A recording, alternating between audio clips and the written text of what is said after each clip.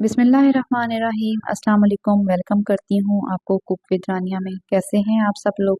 उम्मीद करती हूँ आप सब लोग ठीक ठाक होंगे। इस ईद पर ना तो आपने खीर बनानी है और ना ही आपने सवैयाँ बनानी है। इस ईद पर आपने ये वाला मीठा एक दफ़ा ज़रूर ट्राई करना है। मैं यकीन के साथ कह सकती हूँ कि ये रेसिपी बहुत ही कम लोग जानते होंगे। बहुत ही आसान रेसिपी है, झटपट तैयार हो जाती है और इसका टेस्ट तो बहुत ही आला होता है। तो चलें फिर रेसिपी को स्टार्ट करते हैं।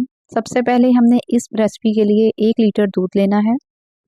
1 लीटर दूध के हिसाब से 6 चम्मच चीनी के शामिल करेंगे। अगर दूध की मिकदार ज़्यादा हो तो चीनी की मिकदार को भी आप ज़्यादा या कम कर सकते हैं। चीनी शामिल करने के बाद दूध को बॉयल होने तक पका लेंगे।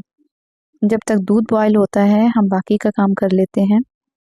एक बाउल में 1 कप ठंडा दूध लेंगे और उसमें 6 चम्मच मैंगो कस्टर्ड के शामिल कर देंगे। मैंगो कस्टर्ड की जगह आप वनीला कस्टर्ड का भी यूज़ कर सकते हैं। 1 लीटर दूध के हिसाब से 6 चम्मच कस्टर्ड के मुनासिब मिकदार है। अगर दूध की मिकदार ज़्यादा हो तो आप उसी हिसाब से चीनी और कस्टर्ड की मिकदार को ज़्यादा करेंगे। दूध में कस्टर्ड शामिल करने के बाद अच्छी तरह से मिक्स कर लेंगे ताकि सारे लम्स ख़त्म हो जाएं। दूसरी साइड पर दूध बॉयल हो चुका है। अब चूल्हे को स्लो कर देंगे और जो कस्टर्ड हम लोगों ने मिक्स करके रखा था वो कस्टर्ड इसमें आहिस्ता आहिस्ता शामिल कर देंगे। आराम आराम से कस्टर्ड शामिल करते जाएंगे और दूसरे हाथ से चम्मच को चलाते रहेंगे ताकि कस्टर्ड में कोई भी गुठली ना बने और हमारा कस्टर्ड बिल्कुल परफेक्ट तैयार हो। कस्टर्ड शामिल करने के बाद धीमी आंच पर कस्टर्ड को 5 से 6 मिनट तक पका लेंगे। जब कस्टर्ड गाढ़ा हो जाए तो चूल्हे को बंद कर देंगे और इसे रूम टेम्परेचर पर 5 से 10 मिनट के लिए ठंडा कर लेंगे। जब तक कस्टर्ड ठंडा होता है दूसरी साइड पर हम शीरा तैयार कर लेंगे। शीरे के लिए मैंने 1 गिलास पानी का इस्तेमाल किया है। अगर आप 1 गिलास पानी लेंगे तो उसमें 3 चम्मच चीनी के शामिल करेंगे जो कि परफेक्ट रेशो है। उसके बाद थोड़ा सा येलो फूड कलर शामिल कर देंगे। 4 से 5 दाने इलायची के शामिल कर देंगे। फूड कलर ऑप्शनल है, अगर आप चाहें तो स्किप भी कर सकते हैं, लेकिन फूड कलर ऐड करने से इसमें अच्छा सा कलर आ जाएगा। सारी चीज़ें शामिल करने के बाद शीरे को 3 से 4 मिनट तक पका लेंगे और शीरा तैयार हो जाएगा। अब शीरे को साइड पर रखकर रूम टेम्परेचर पर ठंडा कर लेंगे। कस्टर्ड जो हमने बना कर रखा था वो रूम टेम्परेचर पर ठंडा हो चुका है। अब इसे किसी बाउल में ट्रांसफ़र करेंगे और फ्रीज़र में सेट होने के लिए रख देंगे। जब तक कस्टर्ड सेट होता है हम बाकी का प्रोसीजर कर लेते हैं। 3 से 4 ब्रेड के स्लाइसेस लेंगे और उनके कॉर्नर्स को काट लेंगे।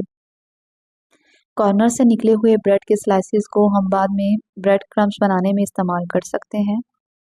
कस्टर्ड की क्वांटिटी के हिसाब से आप ब्रेड के स्लाइसेस को भी कम या ज़्यादा कर सकते हैं। ब्रेड के स्लाइसेस अलग करने के बाद एक पैन में ऑयल लेंगे और ऑयल को अच्छी तरह से गर्म कर लेंगे। ऑयल गर्म होने के बाद फ्लेम को मीडियम टू लो कर देंगे और उसमें ब्रेड के स्लाइसेस को फ्राई कर लेंगे। जब एक साइड से ब्रेड गोल्डन ब्राउन हो जाए तो इसकी साइड चेंज कर देंगे और दूसरी साइड से भी गोल्डन ब्राउन होने तक पका लेंगे। ब्रेड फ्राई होने में ज़्यादा टाइम नहीं लगता, इसलिए आपने फ्लेम को बिल्कुल स्लो रखना है। अगर फ्लेम हाई होगी तो ब्रेड जल भी सकती है। जब ब्रेड दोनों साइडों से गोल्डन ब्राउन हो जाए तो ब्रेड को ऑयल में से निकाल लेंगे। ब्रेड के स्लाइसेस तैयार हो चुके हैं और कस्टर्ड भी हमारा ठंडा हो चुका है। अब उसी कस्टर्ड में क्रीम शामिल करेंगे। क्रीम आप किसी भी ब्रांड की ले सकते हैं। क्रीम शामिल करने के बाद 2 पैकेट केक के डालेंगे। मैंने यहाँ पर सुपर केक इस्तेमाल किए हैं। केक को हाथ की मदद से मोटा मोटा क्रश कर लेंगे और कस्टर्ड में शामिल कर देंगे। केक शामिल करने के बाद विस्कर की मदद से अच्छी तरह सारी चीज़ों को मिक्स कर लेंगे। 1 से 2 मिनट तक क्रीम को कस्टर्ड में मिक्स कर लेंगे जब तक सारी चीज़ें अच्छी तरह से मिक्स ना हो जाएं।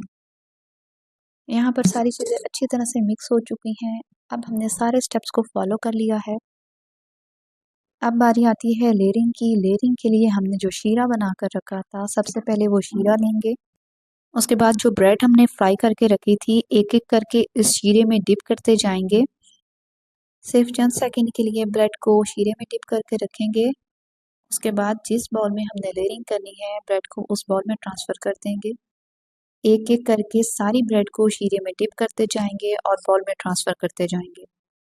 पहली लेयर हमने ब्रेड की लगाई है। ब्रेड की लेयर लगाने के बाद दूसरी लेयर कस्टर्ड की लगाएंगे। पहली लेयर में आधा कस्टर्ड शामिल करेंगे और आधे कस्टर्ड को दूसरी लेयर के लिए छोड़ देंगे।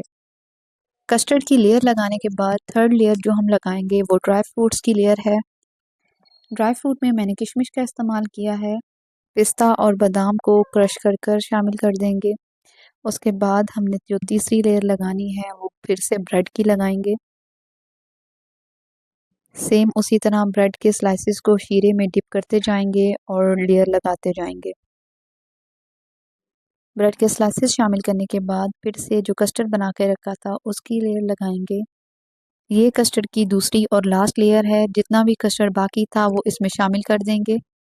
उसके बाद सेम वही स्टेप रिपीट करेंगे और ड्राई फ्रूट्स की लेयर लगा देंगे। एक पैकेट केक का मेरे पास बचा हुआ था जिसको मैं डेकोरेशन में यूज़ करूँगी। अगर आपके पास एक्स्ट्रा केक हो तो आप इस स्टेप को फॉलो करें, अदरवाइज़ आप इस स्टेप को स्किप भी कर सकते हैं। लेयरिंग करने के बाद कस्टर्ड को सेट होने के लिए फ्रीज़र में रख देंगे। कम से कम 1 घंटे के लिए फ्रीज़र में सेट होने के लिए रखेंगे, क्योंकि ये मीठा ठंडा खाने में ही अच्छा लगता है। 1 घंटे के बाद ये डिज़र्ट परफेक्टली तैयार हो चुका है। आप इसे अपने गेस्ट को ठंडा ठंडा पेश करें, इंशाल्लाह सबको बहुत पसंद आएगा। वीडियो देखते देखते अगर आप यहाँ तक आ चुके हैं तो वीडियो को लाइक शेयर कर दें, और अगर आप मेरे चैनल पर नए हैं तो मेरे चैनल को भी सब्सक्राइब कर दें ताकि मेरी नई आने वाली वीडियोस आप लोग को मिलती रहें। मेरी आज की रेसिपी आप लोगों को कैसी लगी, आपने अपना फीडबैक मेरे साथ ज़रूर शेयर करना है। मुझे आपके फीडबैक का इंतज़ार रहेगा। और अगर आपने इस रेसिपी को ट्राई किया है तो आपसे ये रेसिपी कैसे बनी आपने मुझे ज़रूर बताना है। आज के लिए बस इतना ही। मिलती हूँ किसी न्यू वीडियो में किसी न्यू रेसिपी के साथ। तब तक के लिए टेक केयर। अल्लाह हाफिज़।